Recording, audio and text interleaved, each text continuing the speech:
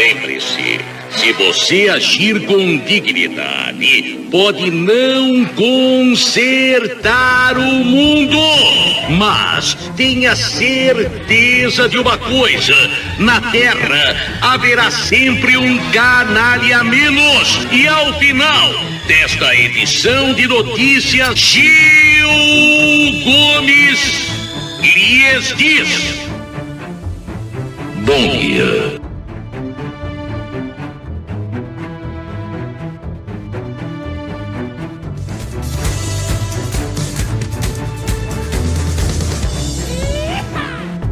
A partir de agora, nos 1000 da Record.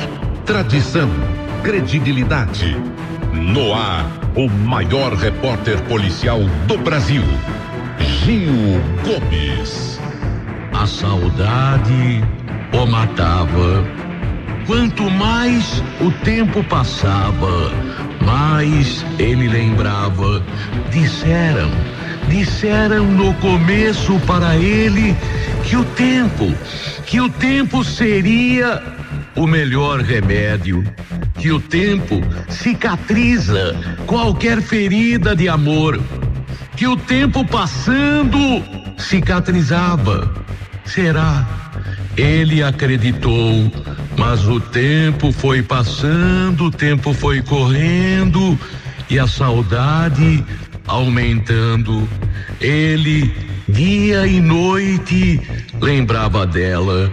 Dia e noite dormindo, acordado, ele lembrando dela, sonhando, pensando nela. Moreira, a vida dele agora era um fracasso. Ele não tinha mais nenhum ideal. Aquele sonho de se formar, de fazer faculdade, passou. Faculdade pra quê? Pra quê? Pra que viver se ele não tinha ela? Se ela foi embora, e foi embora de uma maneira abrupta, de uma maneira até esquisita. Um namoro, Moreira, naquela pequena cidade do interior paulista, Moreira, ela também era de lá. Eles eram de lá, naquela pequena cidade. Eles começaram a namorar. Moreira, o pai dele, dono de uma loja de armarinhos, vendia de tudo: botão, agulha, linha, tecido, armarinhos em geral. Uma loja naquela pequena cidade. Moreira estudou com ela. Moreira era 3 anos mais velho do que Alzira. Desde pequenina, ela tinha amizade com ele. As famílias eram amigas. Mas um dia ela foi embora.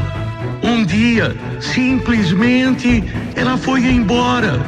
Simplesmente, ela não deu explicação, ou melhor, deu, mas ele não se convenceu, não foi convincente a explicação dela. Foram anos de namoro, os planos para um casamento. Até o pai dele havia dado uma casa. Ele iria morar naquela casa. Ele iria mobiliar aquela casa que o pai havia dado para ele casar com Alzira. Foi num começo de ano, depois das festas de Natal e Ano Novo, que ela chegou para ele e disse: "Tô indo embora. Tô indo embora." Como assim? Vou para São Paulo. Vou para a capital, vou para São Paulo. E eu não venho atrás. Mas nossos planos, nosso namoro. Eu não gosto mais de você. Simplesmente na lata. Simplesmente na cara. Mas você tá falando isso da boca pra fora, não é? Não.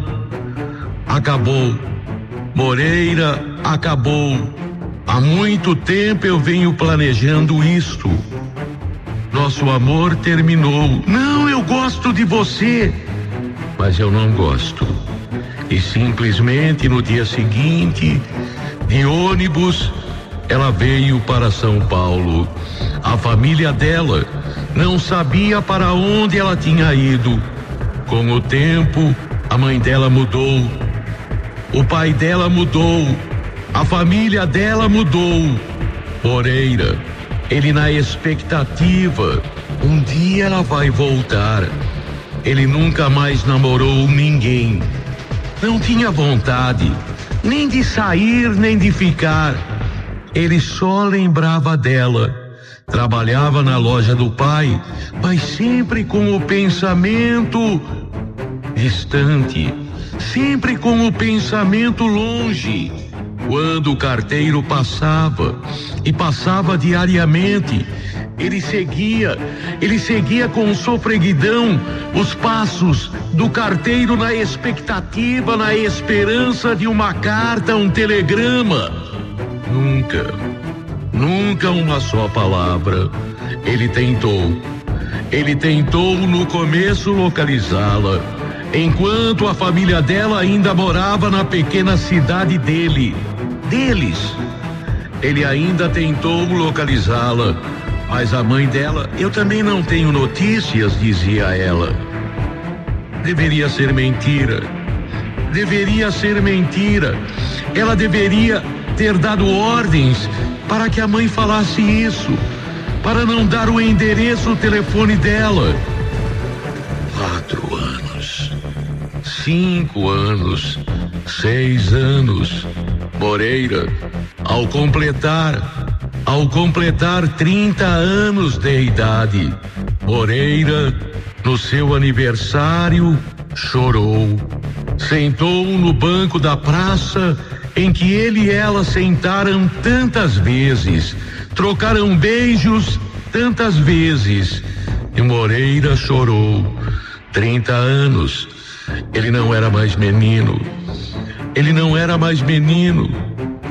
Ele já deveria estar casado, ter filhos, mas ele sofria. Naquela praça, sentado, ele chorou. Será que ela tinha casado? Será que ela era feliz? Será? Ele só pensava nela, só pensava. Ia na missa, na igreja. Quanta promessa ele fez para Santo Antônio. Quantas promessas ele fez para tudo que foi santo. Ele fez promessa, mas nunca nenhuma notícia. 32 anos de idade. Há quanto tempo ela tinha ido embora? Ela estava com 29, ele 32. O pai dele se aposentou e deixou a loja para ele. Mas ele não tinha sonhos.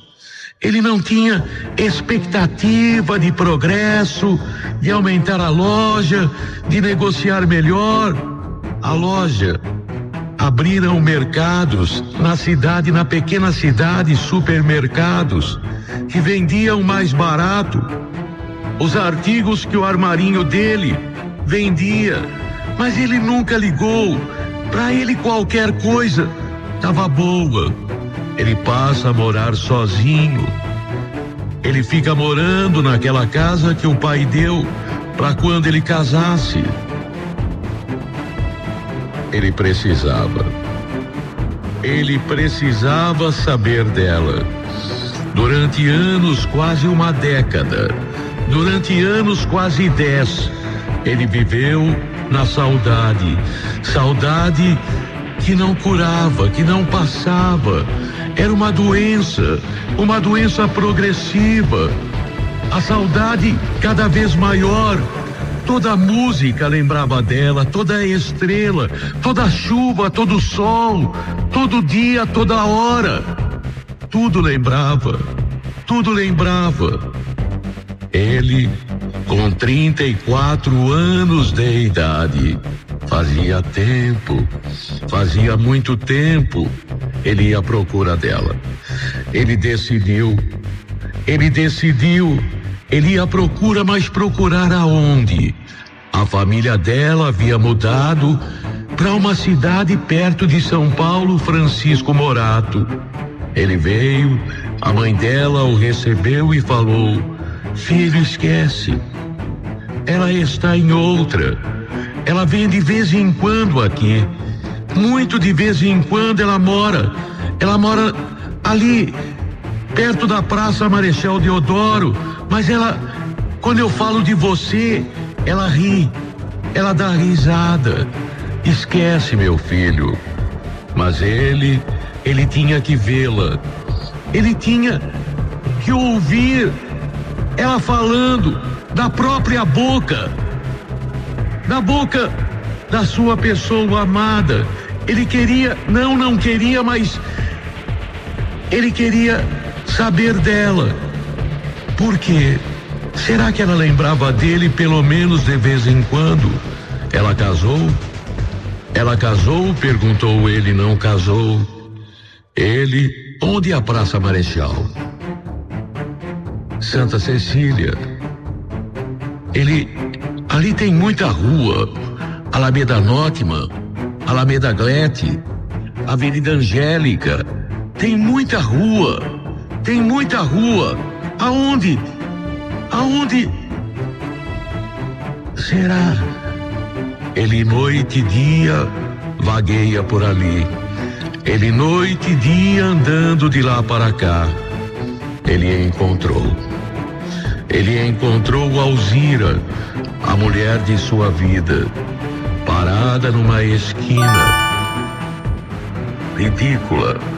Uma saia curta, uma pintura ridícula. Uma sainha curta, os seios quase de fora. Ela era uma mulher da vida. A mulher pela qual ele sofria há tanto tempo era uma mulher da vida. Ele fica olhando, não acreditando no que seus olhos viam, até que ele decidiu se aproximar. Alzira, meu nome... Ela ia falar que o nome dela não era Alzira, mas ela reconheceu. Você aqui, o que você está fazendo aqui? Eu nunca te esqueci. Eu quero... Sai dessa vida. Casa comigo. Eu nunca te esqueci.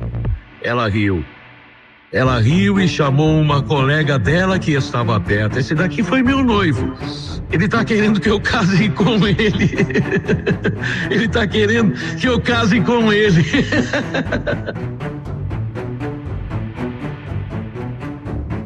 Ele, humilhado, mais uma vez tentou, eu sei. Ela tinha bebido, estava bêbada. Fica comigo. Eu fico. É só você pagar. Eu fico e faço o que você quiser. Você quer ser meu cliente? Paga adiantado. Chorando, Moreira foi embora. Caminhou e as lágrimas caíam. Alzira ficou rindo. Casar. Moreira, naquela noite, ele tomou o maior fogo da história. Bebeu até cair. E foi parar numa delegacia de polícia do 3º Distrito Policial, aonde ao delegado contou a sua história. Aonde contou para investigadores e delegado a sua história. Bebi, quero beber mais, quero esquecer, dizia ele. Moreira, a longa paixão. Não sei, como é que eu posso saber o que aconteceu depois? Como é que eu posso saber? Mas são histórias que acontecem na beira de distritos policiais, que terminam em bebedeiras, em tragédias. Que pena. Era um caso de amor. Na Record, você ouve Gil Gomes, o maior contador de histórias do rádio brasileiro. agora na Rádio Globo.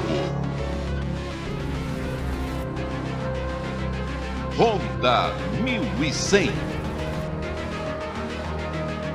Os principais fatos policiais do dia, como o maior repórter do rádio brasileiro.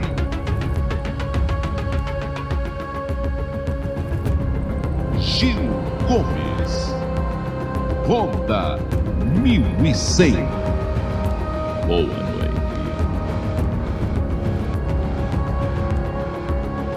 Vamos começar com este caso fantástico. Gil Gomes e os principais fatos policiais do dia.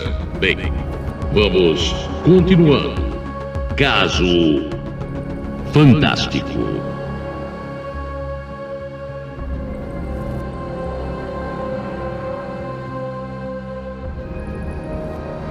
Este, um dos casos mais tristes que eu vi em minha vida.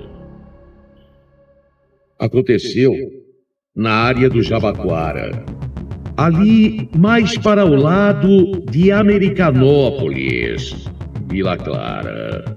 Foi ali que aquele rapaz foi criado. Foi ali que Rosalvo nasceu, cresceu e sofreu.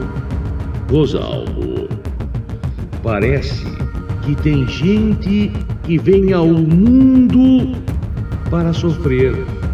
Às vezes eu paro e me pergunto, por que será? Tem gente que nasce num berço de ouro, sempre tem tudo nas mãos, não merece, mas tem de tudo. Parece que a vida vive sorrindo para aquela pessoa. Mas, em contraposição, tem gente que parece que nasce para sofrer, que desde pequenino, que desde a mais tenra idade, só vê em seu caminho sofrimento e lágrimas. Foi o caso de Rosalvo.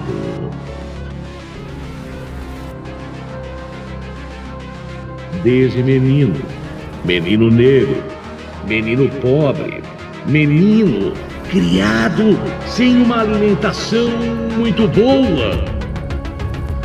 Rosalvo era aquele menino carente em tudo, carente da comida, carente nos estudos, carente em quase tudo.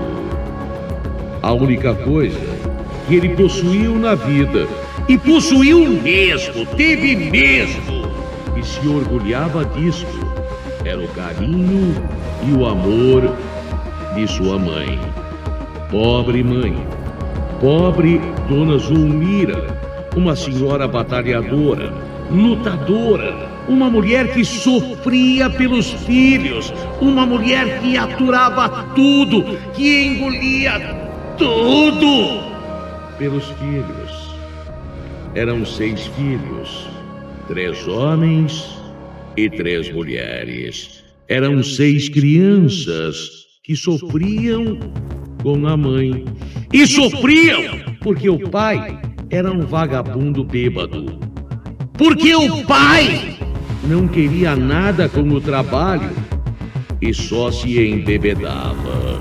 E quando chegava em casa, ainda batia na mulher, ainda maltratava os filhos, ainda queria sua comida quente, queria comida para ele que não lutava, que não trabalhava. Era a Dona Zulmira, que no tanque de roupas ganhava, que no ferro de passar roupa ganhava o sustento para a família. Era dia e noite, aquela mulher trabalhando, era dia e noite, ela cuidando de 6 crianças, e lavando roupa, e passando roupa, e quando a madrugada chegava, a máquina de costura que não parava. Pobre Dona Zulmira. Pobre mulher. Lutava e apanhava. Porque o marido era daquele tipo machista, machão, que batia bastante. Era ela que sustentava a casa. Era ela que fazia tudo. E era ela que apanhava e sofria. Mas ela que se colocava na frente dos filhos quando o marido Cleomar tentava bater numa criança. Quando o marido bêbado ia para bater num filho, ela se colocava na frente. Apanhava mais, apanhava bastante, mas não deixava o filho apanhar de graça. Dona Zulmira. Rosalvo se orgulhava de sua mãe negra. Se orgulhava de sua mãe, que agora, aos 42 anos de idade, magrinha, tinha os cabelos todos brancos, bem brancos, sinal de um envelhecimento precoce, sinal de uma vida de choro, de lágrimas, de dor, de derrotas, de sofrimento. Dona Zulmira, com muito sacrifício, ela alimentou 6 crianças. Com muito sacrifício, ela conseguiu sustentar aquele marido bêbado. Porque não foi embora? Como é que pode? Ia sair da onde? Aquela humilde, pequenina casa era num terreno ocupado. Ela ia para onde? O marido morreu. O marido morreu de tanto beber. Não morreu de cirrose, morreu de bebida. Porque doente ele estava, mas quando bebia, brigava. E de tanto beber, de tanta briga, um dia, alguém mais sangue quente, com uma peixeira na mão, o espetou e o matou. Na casa de Dona Zulmira, nem ela, nem nenhum dos 6 filhos, ninguém chorou.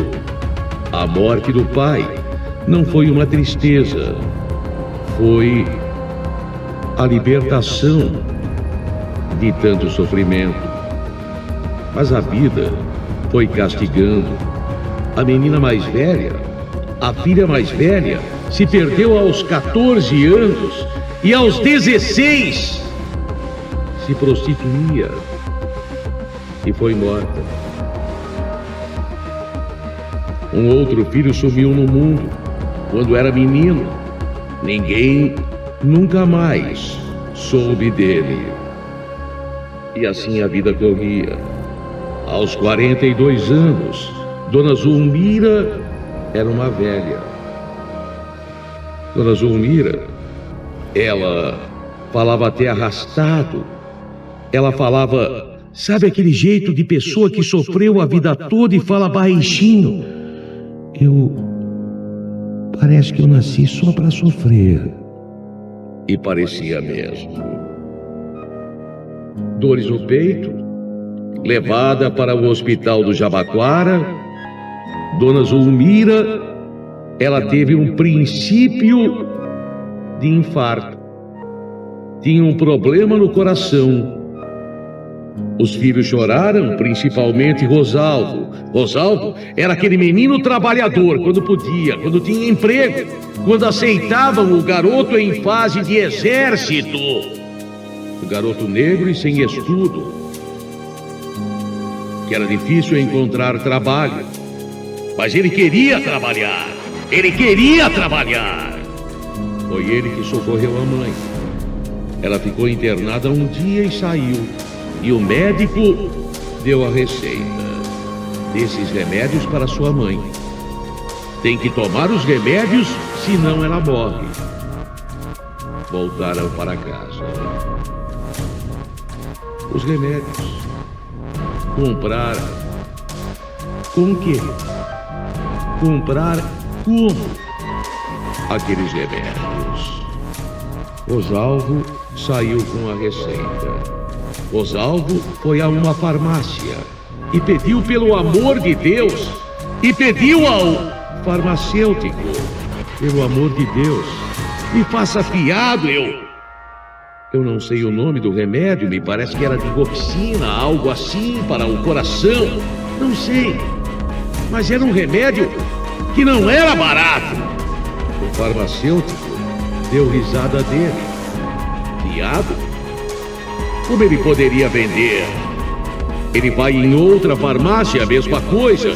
Ele tira seu tênis e oferece em troca do remédio. Deram risada. Aquele tênis velho e sujo, quem é que iria querer? Ele para ali na estação Conceição do metrô e fica pedindo para as pessoas: minha mãe vai morrer. Ah, sai dessa, negão. Sai dessa! Isso é velho! Rosalvo. 10 horas da noite. A mãe deu a vida por eles. Ele precisava fazer alguma coisa. Ele pegou um pedaço de pau. Fingiu que era um revólver, colocando em sua cintura. Entrou em uma farmácia. E na farmácia, ele fez o assalto. Ele não queria dinheiro.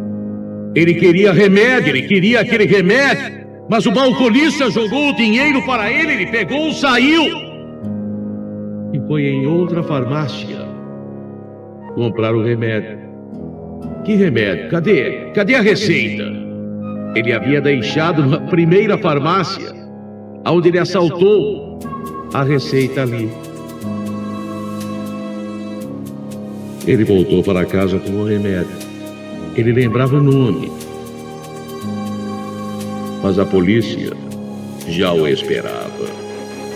Quando ele chegava em casa, ele foi pego. Ele foi preso. Sua mãe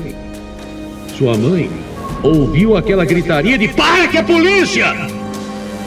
Quando olhou pela janela e viu o filho sendo pego, sendo preso, o coração que já estava fraco parou. Dona Zulmira morreu. Rosalvo levado à delegacia, porque só se soube que a mãe morreu depois. Foi autuado em flagrante por assalto e foi para a cadeia. Só depois de um tempo, seus companheiros de cela, que acreditaram nele, conversaram com policiais dizendo que a história dele era verdadeira. Nós entramos na história. Conseguimos a liberdade dele. Conseguimos com um advogado bom que nós colocamos a liberdade dele. E no dia que ele saiu, ele apertou a nossa mão e disse: "Para onde eu vou? Minha mãe está morta. Para onde eu vou? A única coisa que eu posso prometer é o seguinte: eu vou honrar o nome de minha mãe. Obrigado. Nunca mais soube dele, mas tenho certeza que continua honrando o nome de sua mãe."